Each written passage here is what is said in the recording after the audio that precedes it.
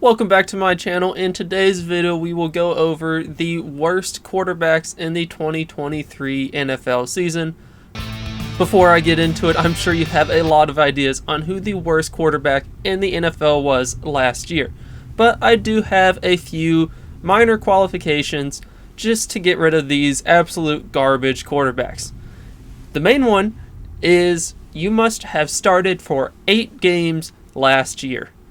And Jimmy Garoppolo and Daniel Jones are thanking their lucky stars because they would be right up there on this list if they qualified. But I'll mention them anyway. Jimmy G threw 7 touchdowns and 9 interceptions. Quite embarrassing. And Daniel Jones threw 2 touchdowns and 6 interceptions. Most of these guys never had a prime. This guy here is dead. Now, he didn't have like 2 bad games or something. Daniel Jones played 6 games. He went 1-5. He threw 2 touchdowns and 6 interceptions. All right, here we go. Give me something. Oh no, oh no, oh no, oh no. So, a touchdown every 3 games. Absolutely terrible. But I had to cut them off because they're not real quarterbacks according to my listing. They didn't start enough. I mean, sad for the Giants because they had to deal with them next year. And to add on to that, if I included them, then I would also have to include the likes of Tim Boyle and Dorian Thompson-Robinson, who both threw 1 touchdown and 4 interceptions. Now, to the real contenders. I have narrowed it down to the 5 worst quarterbacks in the NFL, and at the end of this video, I will declare who the worst quarterback was. To start things off, in the city of Pittsburgh, going into the year, they had some very high expectations. I thought they might be good. The team actually was decent. The quarterback was not. He was a great, absolutely fantastic preseason quarterback. He was an absolutely terrible regular season quarterback. He threw for 172 yards per game, and through 12 games played, he did win a decent amount of games. He went 7-5. But he did not know how to do this thing called throwing touchdowns.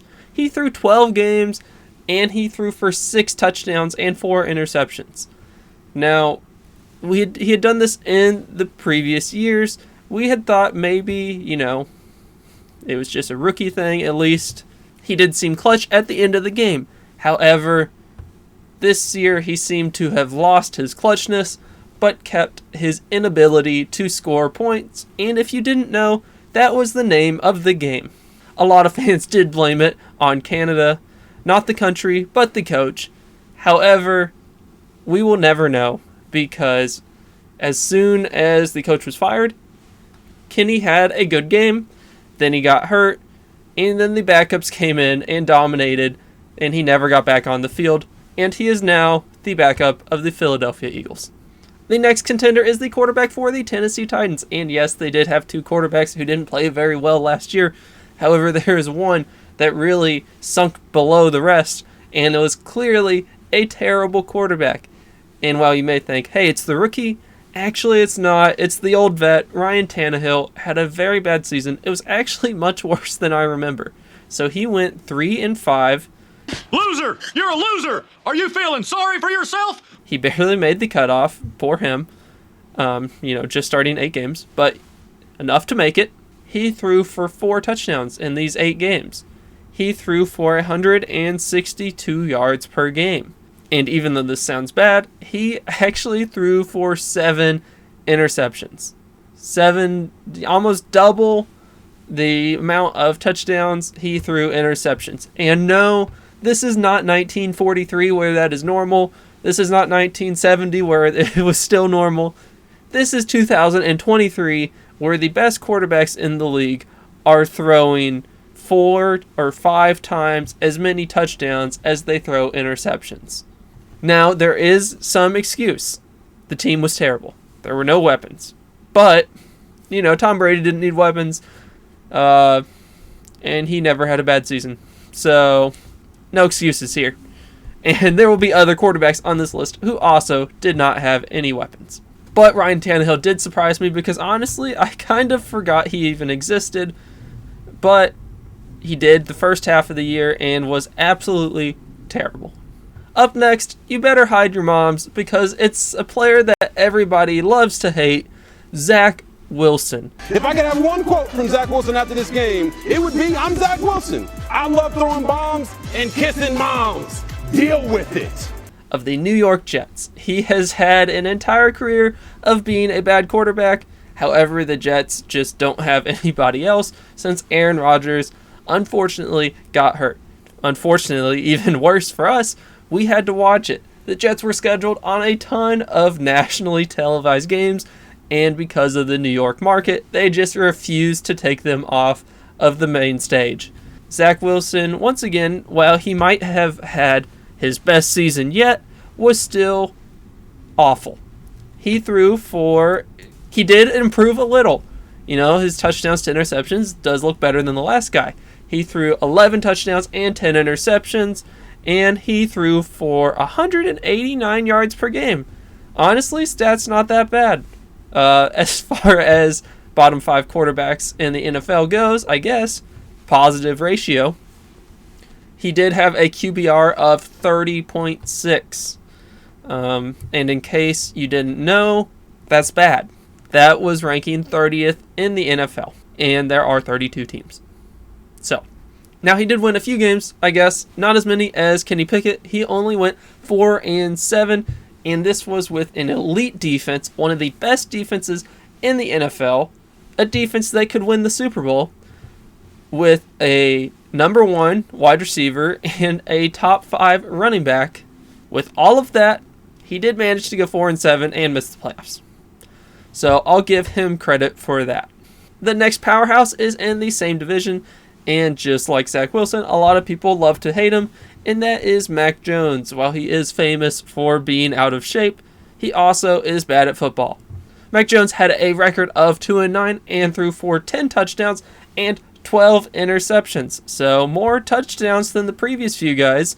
So I guess he was willing to risk it a bit more, but unfortunately when he was risking it for the biscuit, he was not getting very many biscuits. In addition, he also threw for 193 yards per game. This was with the offensive powerhouse of Bill O'Brien, and of course Bill Belichick behind the scenes doing his best coach of all time greatness, leading the team to a lot of success. Actually, not a lot of success. But anyways, Mac Jones was in a fierce battle with Bailey Zappi, and he happened to lose. He's now off of the team and had a very rough season after a promising rookie year. But it seems the time has come, and he has been given up on. The final candidate for the prestigious worst quarterback in the 2023 season is none other than the number 1 overall pick, Bryce Young. Yes, he did have no weapons, but he did play for 16 games. In these 16 games, he threw for 11 touchdowns and 10 interceptions, another positive record, and threw for 180 yards per game. Now, he did have probably the worst weapons in the NFL because, if you don't remember, the Panthers traded their best wide receiver to the Bears to pick him, and they had also traded somebody known as Christian McCaffrey just a short bit ago. So he had no help. His coach got fired, but, you know, this is the NFL. No forgiveness, and 11 touchdowns in 16 games is not quite going to cut it for me, so he belongs on this list. So now that you've heard all of them, who do you think is the worst quarterback in the NFL? As the official decider, and of course the host of this wonderful show, I am picking Zach Wilson, and here is why. Throwing 8 touchdowns and 7 interceptions, while it is a positive ratio, he had by far the best team, the best weapons, the best defense to support him, and he just did absolutely nothing. He even had Aaron Rodgers coaching him up, even though it seems that Aaron Rodgers did not coach up the previous quarterbacks he was with, but I guess he did not feel threatened by Zach Wilson. So due to his lack of performance, going 4-7, the lack of touchdowns, and especially the lack of success with the bountiful weapons that he had, he gets the stamp of worst quarterback in 2023. But thanks for watching my video. Please consider liking, subscribing, commenting, and sticking around for more videos, and I will see you later.